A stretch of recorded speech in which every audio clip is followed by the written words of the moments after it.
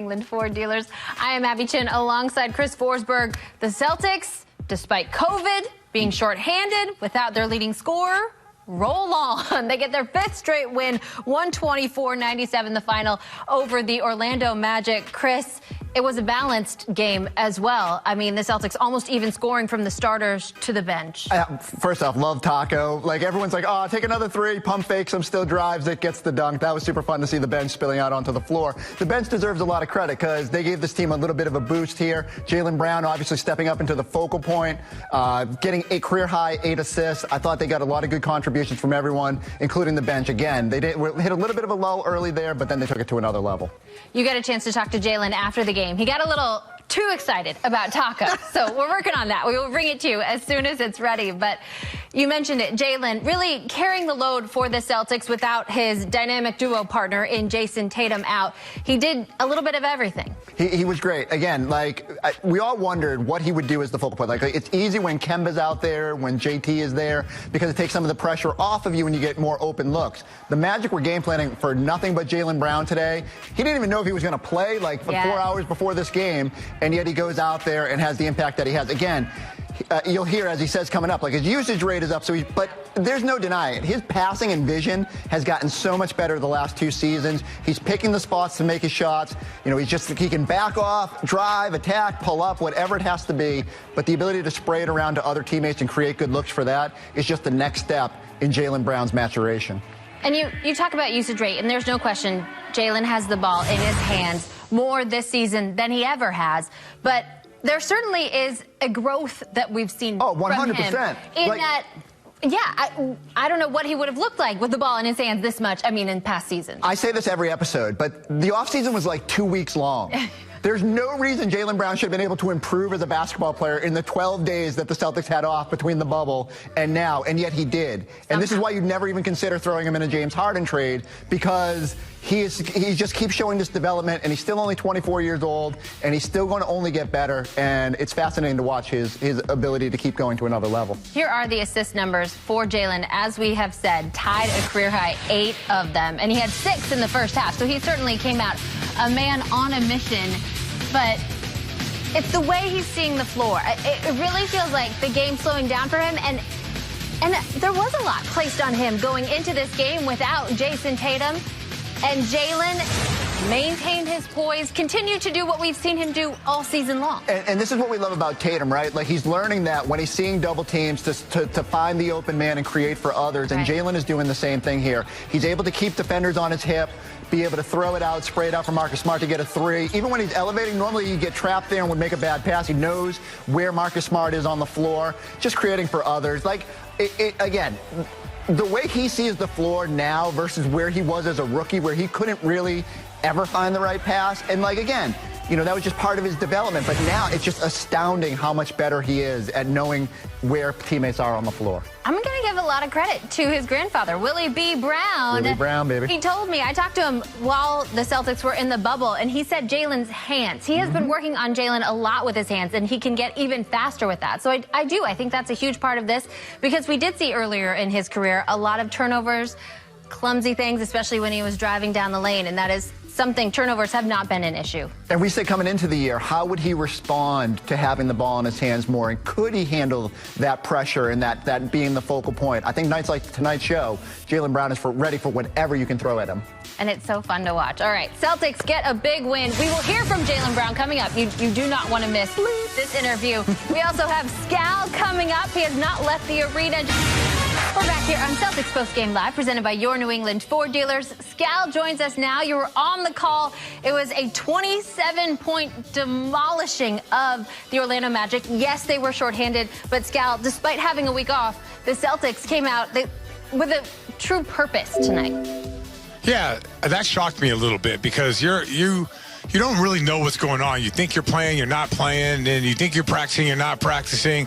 I could totally see the Celtics coming out and just, like, was being all out of sorts, and I didn't see that from the start. I mean, they had 34 points in the first quarter. They were defending, they were flying around. The only weakness they had today was giving up a little bit of offensive rebounds, but this is one of my favorite games I've watched. They just really shared the ball, really worked the defense, and Abby, great call by you, saying purpose. They played with a purpose, and they did it every possession.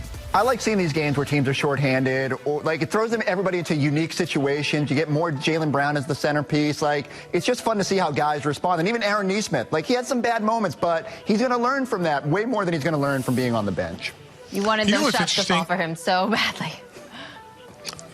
One thing I brought to bring up with Peyton Pritchard was it wasn't like he started this game out just on fire right from the start. Like, he missed his first 2 threes. The next 3 he took was, 5 feet off the line. And the fact that he has that confidence, and then the next one it was that step back 3, and then from there he just took off from. It was really hard for me to decide, who was going to win the Tommy Award. There's so many good contributions from Javonte Green to Shemi Ojale to Peyton Pritchard. Like, I didn't know which direction to go. So many guys chipped in, and to your credit, Chris, it's just these are the kind of moments where you like to see different guys get opportunities and play well, and that's what we saw today. Scal, I think depth a really big question for this team coming in.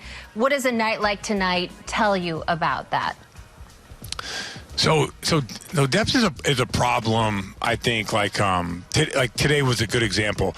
Jalen Brown went out of the game, and they struggled for about 4 minutes on the offensive end. But then I think Peyton Pritchard sort of settled them in. So different guys provide a role. We already know if Daniel Tice is coming off the bench, you could check that box. You can count on him. Jeff Teague is reliable as well. So they have reliable guys, and I think that's important when you're talking about depth. And then we're also remember, Celtics are in first place right now. No Jason Tatum tonight, and they do have a guy named Kemba Walker. So we're not looking for guys, to go out there and score 25. It is nice to get guys that can have big point totals on nights like today. What you're looking for is guys to be able to steady the ship. And I think that's what we saw a lot today. We certainly saw it from Jalen Brown. Here now is that interview, the highly anticipated interview with Chris Forsberg after the game.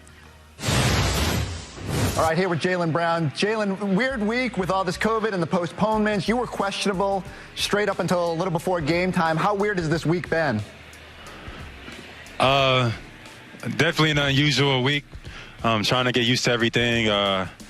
And adjusted to all the protocols and whatnot, but everybody got to adjust. So just trying to do the best we can. You had a career high 8 assists, but even this season, I think your assist rate is double from last year. What's the biggest difference from you in terms of your playmaking? I think my usage rate has went up a little bit. I think that's the biggest difference, probably. You're close to getting Kemba Walker back here. How much will that help you guys?